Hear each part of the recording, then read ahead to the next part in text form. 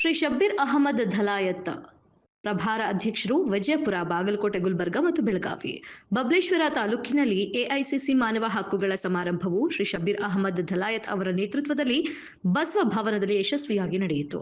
ಈ ಮಹತ್ವದ ಕಾರ್ಯಕ್ರಮವು ಹೊಸ ಪದಾಧಿಕಾರಿಗಳನ್ನು ನೇಮಿಸುವ ಮತ್ತು ಈ ಪ್ರದೇಶದಲ್ಲಿ ಮಾನವ ಹಕ್ಕುಗಳ ಕಾರಣಕ್ಕಾಗಿ ಸಮರ್ಪಿತ ವ್ಯಕ್ತಿಗಳ ಕೊಡುಗೆಗಳನ್ನು ಗುರುತಿಸುವ ಗುರಿಯನ್ನು ಹೊಂದಿತು. ಈ ಕಾರ್ಯಕ್ರಮವನ್ನು ಹಲವಾರು ಗೌರವಾನ್ವಿತ ಗಣ್ಯರು ಮತ್ತು ಪ್ರಮುಖ ವ್ಯಕ್ತಿಗಳು ಅಲಂಕರಿಸಿದರು. ಸಮಾರಂಭದಲ್ಲಿ ಈ ಕೆಳಗಿನ ಪ್ರಮುಖ ನೇಮಕಾತಿಗಳನ್ನು ಘೋಷಿಸಲಾಯಿತು ಮತ್ತು ಅಧಿಕೃತವಾಗಿ ದೃಢೀಕರಿಸಲಾಯಿತು.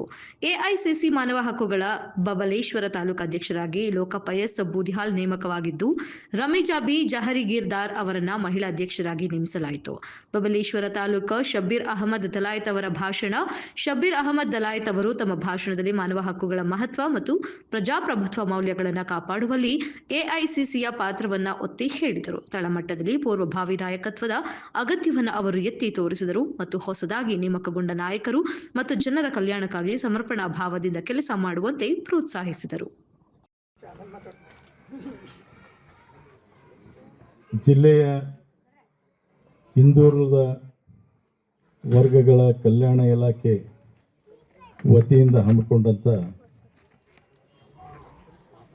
ಸಿದ್ದರಾಯನ ದೇವಸ್ಥಾನದ ಹತ್ತಿರ ಸಮುದಾಯ ಭವನ ನಿರ್ಮಾಣ.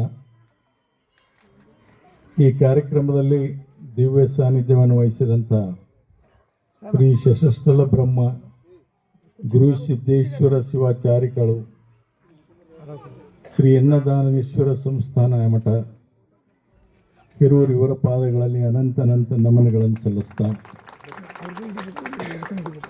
ಅದೇ ಪ್ರಕಾರವಾಗಿ ಇನ್ನೋರ್ವ ಸಾನ್ನಿಧ್ಯ ವಹಿಸುವಂಥ